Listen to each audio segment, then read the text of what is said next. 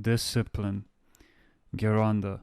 When somewhere there is usually a lack of discipline, is it possible to have discipline in a critical situation?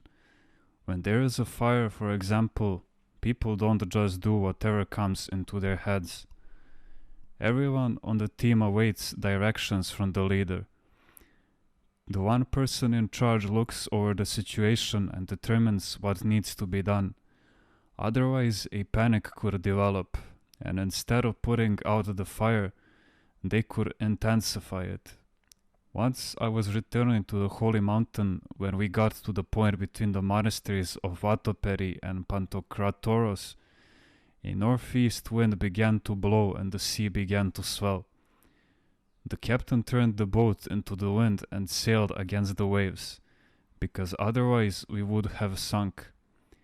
A timid man from Alarissus who knew nothing about boats or the sea, he worked with mules, started shouting to the captain, "What are you doing? You will drown us. Don't you see? He's taking us to Kavala." With that, the others got up and turned on the captain. But the poor captain insisted, "Let me be, I know what I am doing."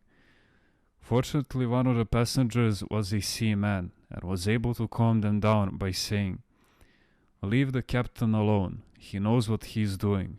He's cutting into the waves this way and saving us from sinking. If he were not there, the boat might have sunk because the others were not letting the captain do his job the way he knew best." You see, only one man was afraid, but he created such a panic among the others on the boat that they could have sunk it. But then again, for such circumstances, there is always a second mechanic to take the helm if the first is in some way incapacitated. Greeks are not easily disciplined. Roman Catholics rely on the infallibility of their Pope. We rely on our own thinking and imagine that we all have this infallibility. Why is it said that the Turks have good policy? Because few are the Turks with brains, while the majority of them are ignorant. Consequently, the capable few become leaders and the others naturally follow and obey them.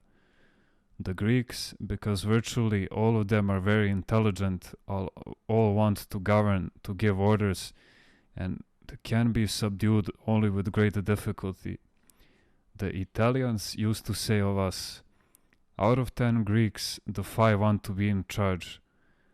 Let us assume that we want to go somewhere. One person knows a shortcut, another knows a way around the other side of the mountain, and still another knows yet another best way to go. Each one starts insisting, "This is the way we must go." "No," says the other, "this is the better way to go." Finally, hours and days may pass without them getting started. They'll stay in the same place until one of them can give the order and the others follow.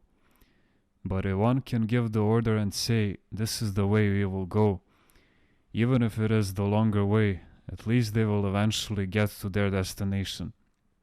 Of course, if the one giving the order also knows the shorter way, this would be better.